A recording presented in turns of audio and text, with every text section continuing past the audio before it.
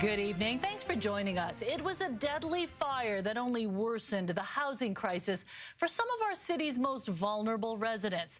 Now, tenants who lived in an SRO building in Gastown that was destroyed last year are fighting back. CTV's Kevin Chirac is live in Gastown. Kevin, a class action lawsuit has been launched against the city of Vancouver as well as the owner and operator of the Winters Hotel.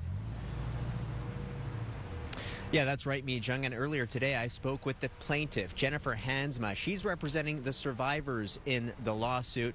And she tells me on the day of the fire, she lost her pet cat, several family heirlooms, and one of her best friends. And she says to this day, she still has nightmares.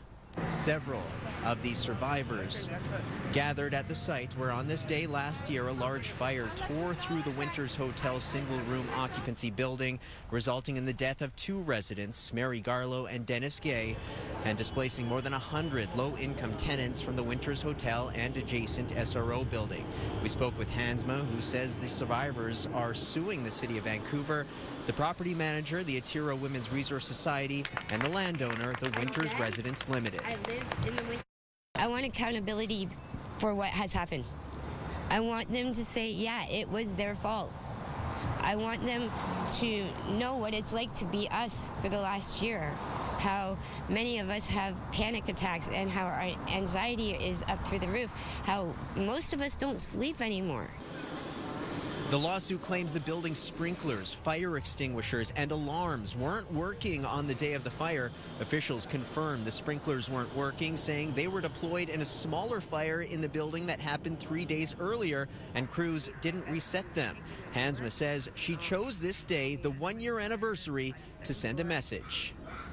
Not a coincidence at all. I wanted to do it this day so nobody forgets about us. We may be low income, but we are people too. And we deserve the right to live a comfortable life. Survivors of the fire and their supporters also marched to the Atira office demanding justice for victims of the fire, improved housing, and accountability. The provincial government called for an inquest into the fire last year, but it has yet to begin. Both the city and Atira told CTV News they need more time before they comment on the lawsuit. But Atira did release a general statement earlier today regarding the one-year anniversary of the fire. Here is part of it. They say, "Today we remember and honor Mary Garlow and Dennis Gay, whose lives were lost last year when fire destroyed the Winters residents." The statement also urges the government to begin the inquest to speed up its SRO replacement system, calling the system, quote, broken. mi-jung. Kevin Chirac reporting live tonight from Gastown. Thank you, Kevin.